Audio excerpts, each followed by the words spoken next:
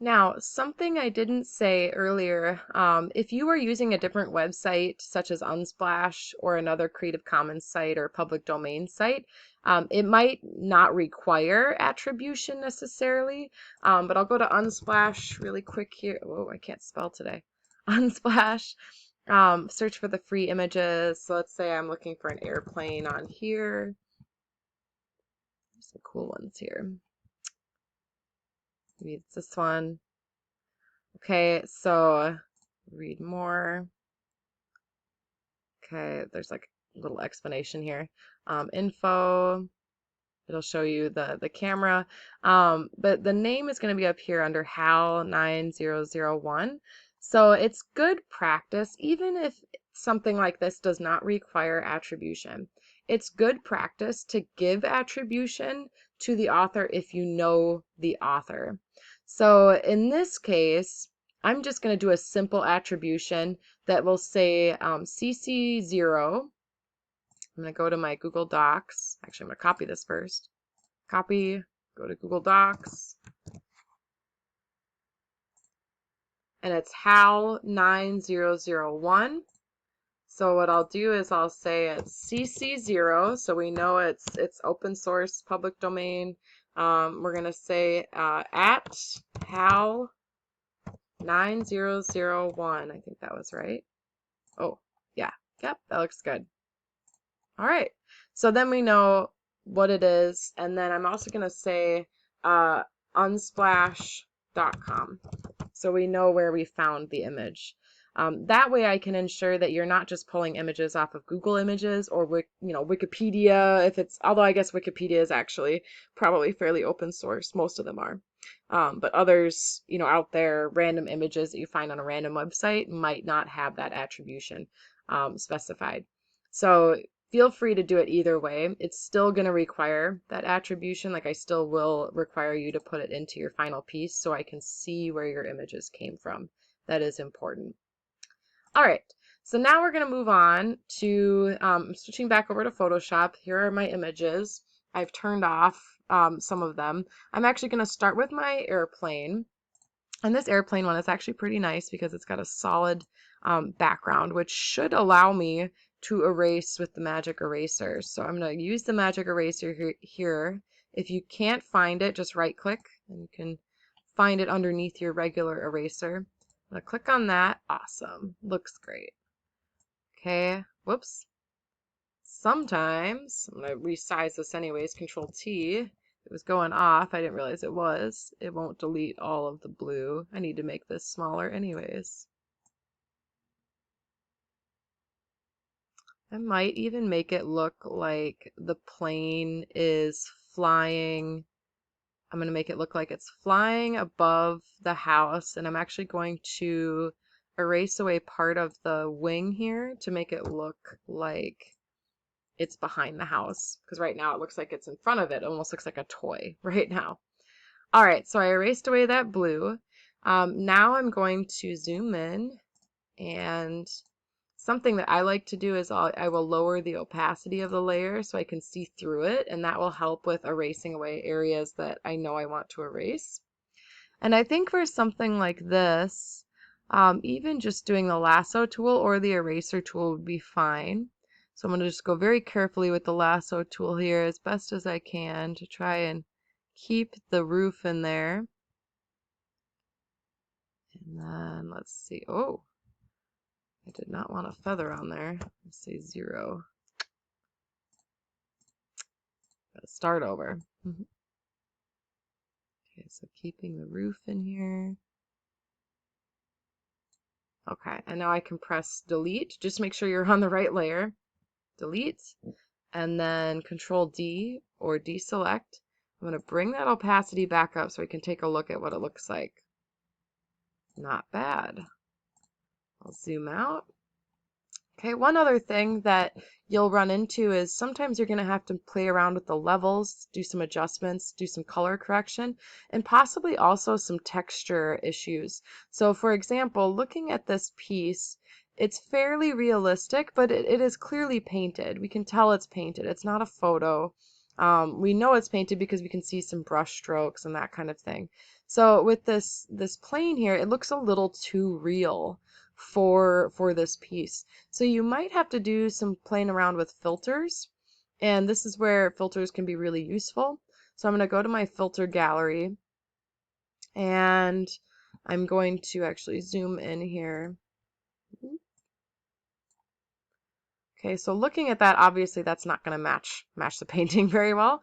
And so I'm going to try to look for something else that might work. And it's got this blue background because that was not erased around it. And some of these are going to be better than others. And you might have to play around with the settings for the filters. Paint jobs might not be terrible, but I might actually bring that down. The sharpness seems a little too much too.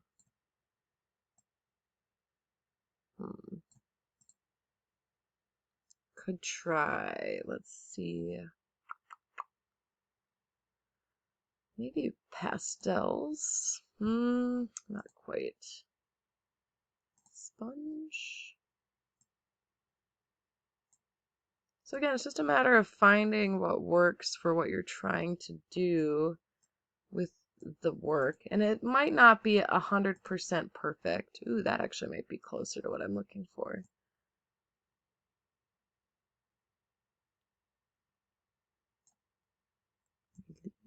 We don't need relief too much. Just a tiny bit. So this is just going to add a little bit of that canvas texture. Let's just see what that looks like. Okay, actually that is not as bad as I thought it would be. So it did add a little bit of that canvas texture in there, just to kind of dull it down a little bit. The other thing I'm going to do is image adjustments, and I'm going to play with the levels a little bit, because to me it seems a little on the dark side. So I'm just going to kind of play around with those to kind of maybe brighten it up. Looks a little better. Let's try that. I'm going to zoom out. It helps to zoom in and zoom out a lot when you're doing something like this, just to kind of see how it looks from different perspectives. And that's actually not too bad, I would say. Something else that you might run into are shadows. So adding shadows to make something look more realistic. So I'm actually going to create a new layer. We'll just call this shadow. This is the shadow layer. I'm going to make sure it's underneath my plane. I'm going to label this to plane. Okay. And I need to add, I think in my opinion, it would help to have a little more of a shadow on the wings a little bit. I'm not going to add a cast shadow because it would be on the roof. If I'm studying perspective, it would be on the roof of the building, so or of the house. So I'm not going to worry about that. But I am going to add basically an artificial shadow. So I'm going to use my brush tool. I'm going to click on my color. We're going to drag that to black. And I am going to bring this down just a tiny bit. Not bad. And I'm also going to do quick selection on this one right here on the airplane, because I just want to keep the shadow on the plane. I obviously don't want to do some shadows going off into the sky. So you can do quick selection. You could also maybe even do the magic wand. So if I do the magic wand on the plane here, it's just selected the plane. So that would work. Or quick selection, which again, there we go. I got the whole thing selected. So now I'm going to grab my brush tool. I'm going to use a softer round brush. So soft brush is key for this. It's going to help your shadows look a little more natural. And I'm just going to go ahead, click on my shadow here, and just kind of quick draw it in. If it works. I don't know why it's not working. Let's see. What do I have wrong here?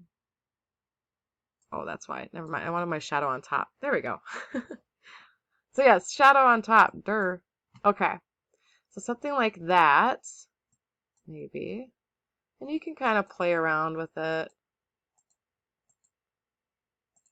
You know, whatever you think looks best. I'm actually going to go back here, Control-Alt-Z. I think actually something more like that makes more sense.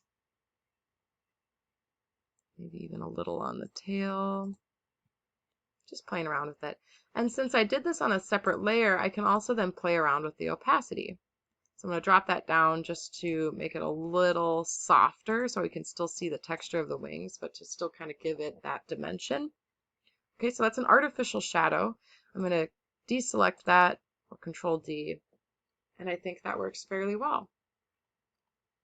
All right, so stay tuned for part 3 of this manipulation project where I'm going to work with the hat and kind of playing around with resizing, rotating, and getting some of those things to look more natural. I'll probably add a shadow for that one too.